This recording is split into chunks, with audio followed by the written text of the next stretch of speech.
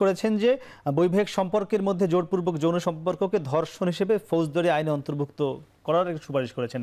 এটির সম্পর্কে জানতে চাচ্ছিলাম যুক্তিটা কি। প্রথম কথা হলো যে আমরা ধর্মভিত্তিক কোনো ব্যক্তিকে আমাদের কমিশনে রেখেছি কিনা আমরা প্রয়োজন বোধ করেছি, শিরিনের সঙ্গে আমি একমত যে এটা দরকার ছিল না। আমরা শুধু রিলেশনশিপ না থাকলে রেপ হয়ে যাবে, কিন্তু মনে হয় না যে এই আপনারা সুপারিশ করেছেন এটি মানে অপব্যবহার হতে পারে, এটি মনে হয় না? জি, এটি তো একটি অপব্যবহারও হতে পারে। একজন নারী সে তো তার আমরা তো কোনো একটি অন্য আইনি অপব্যবহার হতে পারে। প্রত্যেকটা আমাদের যে বর্তমান যে নারী নির্যাতন আইনটা আছে সেটা তো প্রতি মুহূর্তে অপব্যবহার হচ্ছে, প্রতি মুহূর্তে হচ্ছে, সেটা ব্যাখ্যা নেই। আমরা কিন্তু মানে সুপারিশ করেছি, আমরা কিন্তু আইন তৈরি করিনি।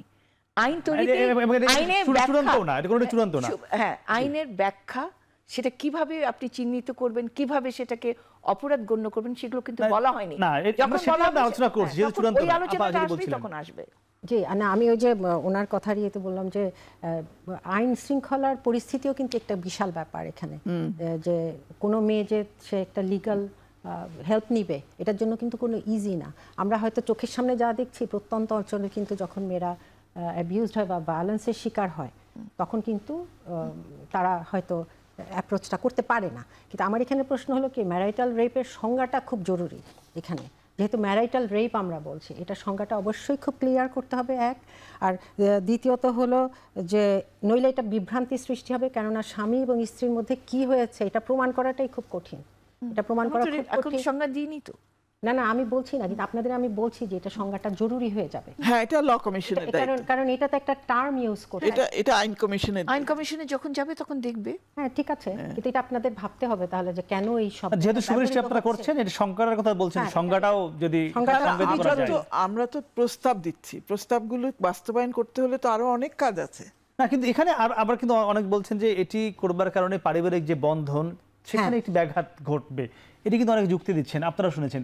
এটি নিয়ে আপনাদের কি বক্তব্য আছে? আপনার এই শব্দের জন্য পারিবারিক সম্পর্ক বিনষ্ট হবে? আপনাকে বাংলাদেশে প্রতিটি পারিবারিক অন্দরমহলে যাওয়া উচিত। এত নাজুক অবস্থা, সময় লাগে না। আর আমাদের ওই কাজীদেরকে দিয়ে দিয়েছেন তালাকের একটা কাগজ ছাপাবে, সেটাতে নামও ভুল, তাদেরও নাম ভুল, সবকিছু একটা দিয়ে দিচ্ছে, পোস্ট বক্সের মধ্যে ফেলে দিচ্ছে। আপনার বললাম তো 20 বছর 25 বছর 50 বছরেরও সংসার একদম পড়ে যাচ্ছে। আর যেহেতু যে আরবিট্রেশন কাউন্সিল যেটা আছে সেটা তো ম্যান্ডেটরিও করেন নাই, যার জন্য কেউ যে বলবে কেন তাকে ডিভোর্স করছে সে হয়তো জানেই না একটা মহিলাকে ডিভোর্স করেছে। অনেক আছে এরকম, জানে না যে তাকে তালাক দেওয়া হয়েছে। এখানে আমি একটু বলি কি, ইসলামে কিন্তু যেটা এখানে উঠে আসছে যে এটা তার বিরুদ্ধেই অস্ত্র হয়ে যাচ্ছে তালাকটা মেয়েদের জন্য। কিন্তু ইসলামের শিক্ষা হলো যে বিয়েটা হবে সহজ, তালাকটা হবে কিন্তু কঠিন। এখন আমরা প্রতি পদে যদি রুল ভাঙে, এটা ইসলামের দোষ নয়, যারা এইভাবে প্র্যাকটিস করছে তাদের দোষ। আমরা এটা শুনতে চাই না যে আসলে তালাকের সত্যিকারের পদ্ধতিটা কি, এই যে গ্যাপ দিয়ে করতে হয় বা রাগের মাথায় দেয়া যাবে না, মেয়েদের পিরিয়ড চলাকালীন দেয়া যাবে না, এটা আসলে কয়জনে মেনটেন করে বা কয়জনে জানে। বরং এই ইনফরমেশনগুলো সামনে আসুক, তখন দেখা যাবে। এবং মূলত আমি বলবো কি যে ইসলামের যত বিধান, যেহেতু বিধানটাই কিন্তু ইনডিরেক্টলি চলে আসছে এই কমিশন নিয়ে কথা বলতে, যে একটা স্ট্রাকচার আমরা চিন্তা করি, এই ফ্রেমের মধ্যে সমস্ত আদেশ নিষেধ সব কিছু সন্নিবেশিত আছে। আমি যদি ওইখান থেকে একটাকে তুলে বুঝতে যাই তাহলে কিন্তু সাংঘাতিক বিভ্রান্তি এবং কনফিউশন হয়, কারণ এগুলো একটার সাথে ইন্টাররিলেটেড। আমি খুব খুশি হলাম আপনি এটা বলাতে, কারণ আমাদের প্রস্তাবগুলো ওই যে বেছে বেছে নিয়ে একটা আলাদা করে সেটা নিয়ে হইচই করা, এটা উচিত না।